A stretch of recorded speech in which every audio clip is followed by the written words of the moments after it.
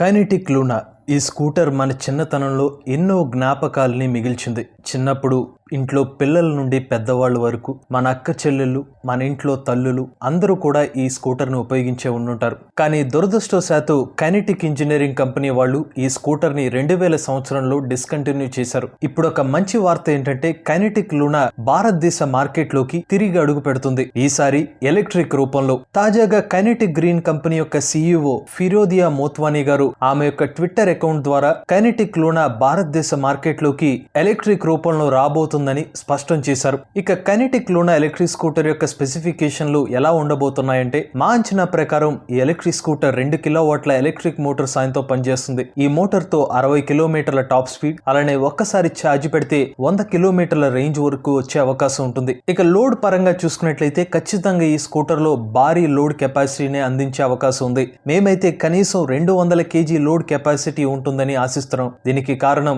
Luna అనేది పాత కాలంలో లోడ్ కి ఫేమస్. ఇక kinetic electric Luna scooter market లోకి విడుదలవుతే TVS ఎక్సెల్ కి ప్రధాన పోటీదారుడిగా మారబోతుంది. కారణం ఈ రెండు మోడల్స్ కూడా మోపెడ్ రంగానికి చెందినవే. ఇక అసలైన విషయం, ఈ స్కూటర్ యొక్క ధర ఎంత ఉండబోతుంది. ప్రస్తుతానికి TVS ఎక్సెల్ యొక్క ఆన్ రోడ్ ధర 60,000 రూపాయలుగా ఉంది. కానీ కైనెటిక్ లూనా ఎలక్ట్రిక్ స్కూటర్ మాత్రం కాస్త ఎక్కువ ధరగానే ఉండబోతుంది. మా అంచనా ప్రకారం ఒక 85,000 రూపాయల నుండి 90,000 వరకు ఉండవచ్చని అనుకుంటున్నాం. ఇక ఇప్పుడు అసలు ప్రశ్న ఏంటంటే, కైనెటిక్ లూనా స్కూటర్ లో కూడా పెడల్స్ ఉంటాయా, లేదంటే కేవలం థ్రోటల్ మాత్రమే ఉంటుందా? కంపెనీ వాళ్ళు గనక స్కూటర్ తో పాటు పెడల్స్ కూడా ఆఫర్ చేస్తే అది కస్టమర్లకి ఎమర్జెన్సీ ఛార్జింగ్ టైంలో బాగా ఉపయోగపడుతుంది. ప్రస్తుతానికి మోటోవాల్ట్ కంపెనీ అర్బన్ ఈ-బైక్ పెడల్స్ రూపంలో లభిస్తుంది. ఇక ఇప్పుడు చివరిగా కైనెటిక్ ఈ లూనా మార్కెట్ లోకి ఎప్పుడు వస్తుంది? ఎలక్ట్రిక్ స్కూటర్ మార్కెట్ లోకి డిసెంబర్ 2023 లేదంటే 2024 మొదటి క్వార్టర్ లో వచ్చే అవకాశం ఉంది. కైనెటిక్ లూనా ఎలక్ట్రిక్ రూపంలో